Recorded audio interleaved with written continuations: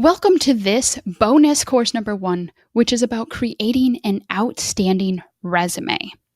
So I'm going to walk you through every single step of creating a professional resume that is going to get you chosen every single time for your dream job. So at the top of your resume, you're going to have the following: your name and then your professional title. Below that, you'll have your address, email, and phone number, simply like what you see below. Now, next, you're going to have an objective section. So you're going to have a heading that says objective, and then you're going to have about one sentence that summarizes you. So, for example, it'll say something like, I'm a dedicated and compassionate physical therapist specializing in neurological and sports diagnoses.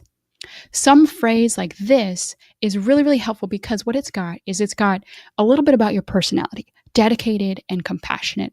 What do you prioritize as good traits? And then it has what you do in terms of your profession. I specialize in neurological and sports diagnoses. So right away, whoever's reading this knows exactly what they're getting themselves into. After that, you're going to have an education header, and that's going to have your education for both your bachelor's and then your graduate degrees. And so simply what you're going to have is your university, your school, graduation date, and degree, like what you see below. Then you're going to have the experience section. Now, this is where I want you to pay really, really close attention because this is what makes or breaks your resume. So underneath the experience heading, you're going to have the facility, the dates, the EMR system, potentially, that's not necessary, and then most importantly, the skills you learned, and the patients and the productivity.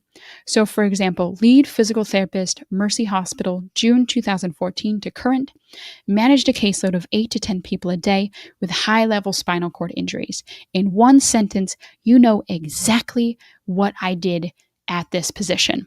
Now, if you are the sole PT or the lead PT, make sure to put lead PT or lead OT or lead whatever. Make sure to highlight what it is amazing about that position that you did. Okay, now that we've got the resume outline, here are some formatting basics. It must be one page. I've hired several people, and every single time speaking to my different coworkers and my directors and rehab facility managers, if it's not one page, they're not really looking forward to it. So it's got to be one page.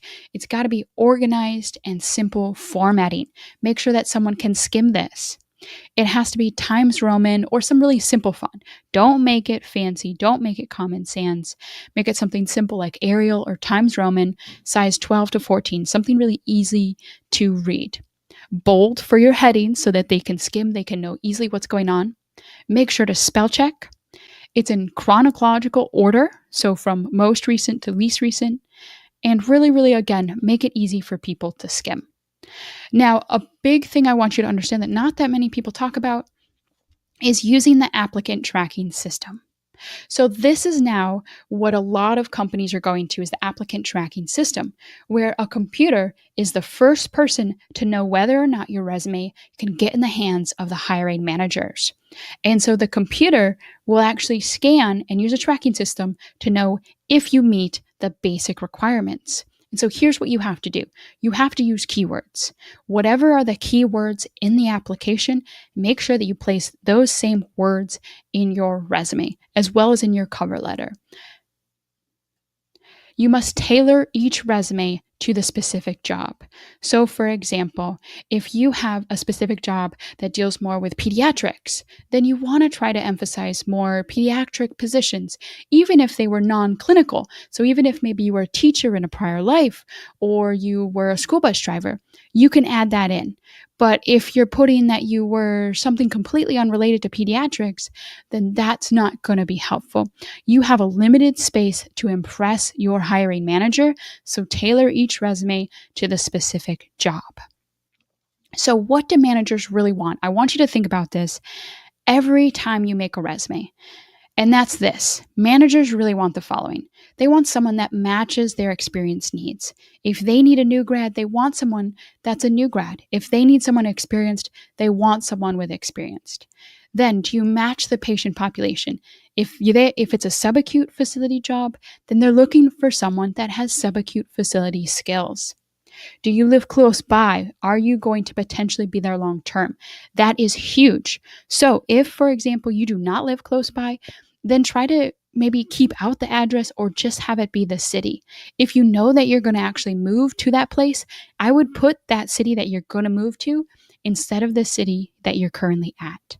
And then lastly, they want to know that you are a leader and a team player. So make sure, even in your resume, to try to highlight that you've led a team, you've had team discussions, you've had team meetings, you have managed a caseload independently. Show that you are a leader and a team player. Now we're going to go on to the next course, which is how to interview like a boss. So I'll see you there.